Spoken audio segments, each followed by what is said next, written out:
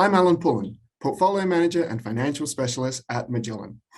We've had a lot of questions recently about the volatility in the markets due to the collapse of Silicon Valley Bank and, just over the weekend, the emergency sale of Credit Suisse to its biggest rival, UBS. So let's start with how did we get here? And then we'll talk about the implications for markets and the Magellan Global Fund. So the current issues really kicked off with Silicon Valley Bank. Following a failed capital raising almost 2 weeks ago, SVB faced a bank run and effectively failed, with regulators stepping in to take control of the bank. Now, SVB was the biggest bank failure since 2008, albeit the bank accounts for less than 1% of total US banking system assets. SVB's problems were mostly idiosyncratic. It had a narrow model focused on early stage technology industry. It had a weak deposit franchise, and they mismanaged their balance sheet.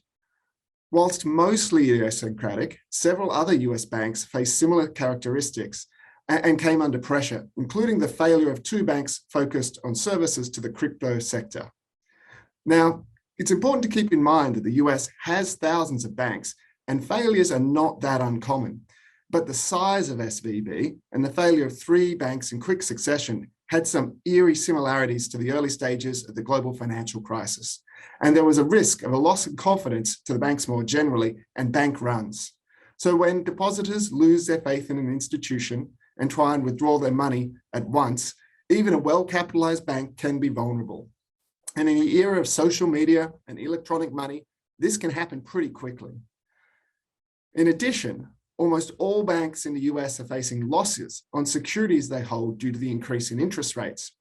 Now, these are safe US Treasuries, government-guaranteed mortgage-backed securities, so they're not going to default, but their value does go down as interest rates increase. This is actually mostly an accounting issue. As these securities approach maturity, they return to par value. In fact, for most banks, the first-order impact of higher interest rates is actually positive, as the return they earn on assets increases more than the rate paid on liabilities. Nonetheless, the reporting of the failure for SVB has focused heavily on their securities losses, and because these are widespread amongst the US banking industry, that's impacted confidence more generally. In light of the risk of bank runs, US regulators have reacted quickly, announcing all depositors in the failed banks would be protected. In addition, the Fed has established a new funding facility providing additional liquidity to the banking system should it be required. Nonetheless, given these issues, the market looked for other banks that might be vulnerable.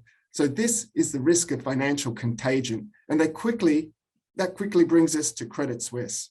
Now, Credit Suisse has struggled with low profitability over recent years. It reported losses in both 2021 and 2022. It's had notable governance failures, including the loss of $5.5 billion on a failed US hedge fund a couple of years ago, and money laundering violations, amongst other issues. Now, last year, there was already in a bit of turmoil. They had deposit outflows. They had to undertake a capital raising, embarked on a significant restructure of their business model. Nonetheless, given the heightened scrutiny on banks, Credit Suisse's weaknesses resulted in a loss in investor confidence and depositor confidence last week. The failure of Credit Suisse, it's important to understand, would be a much bigger deal than SVB, given its size and its international linkages, and it would actually raise the risk of a financial crisis. Because of this, they're actually designated as a GSIB, that's a globally systematically important bank. Essentially, this means that it will not be allowed to fail. And indeed, over the weekend, we saw regulators step in to quickly resolve the situation, with the bank sold to its stronger rival, UBS. While shareholders and some holders of hybrid capital have taken a significant amount of pain, this resolves the risk of the bank failing and impacting the financial system more generally. So that's where we are at the moment. And I guess the common thread is that these were banks with weak business models.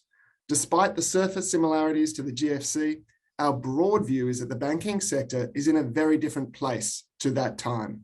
Capital levels are higher, credit losses are low. The profitability for most banks is solid. And this is particularly true for the large retail banks in the US, Europe, and in Australia for that matter. Combined with a rapid response from regulators, our view is that the likelihood of this spiraling into a second financial crisis is actually pretty low. However, banks with weak business models will continue to come under scrutiny, and given the importance of confidence in banking, further issues in the sector cannot be ruled out entirely. So that's where we are with banks. But what does this mean for markets?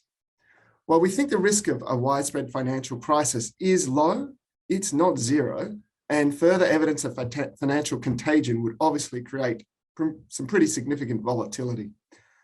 We actually also need to think about the second order impacts here. Smaller banks in the US are important sources of loans for businesses, and they're likely to pull back on lending.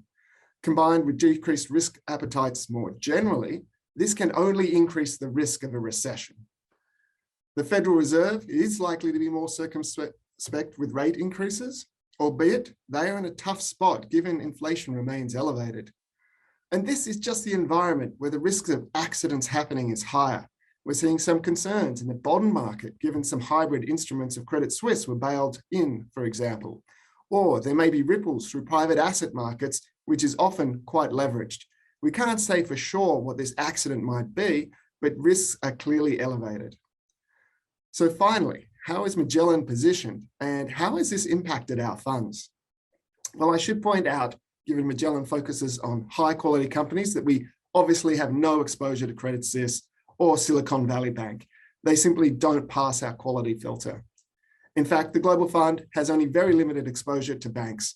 We did hold 2 last year as rate increases result in improvement in profitability, but sold one of those holdings late in the year as economic risks rose. So our only exposure is a 2% position in US Bancorp, which is one of the highest quality banks in the industry. And while we do think the risk of a full-blown financial crisis is low, the risk to economic growth has increased, and we can't rule out the black swan type event in the current environment.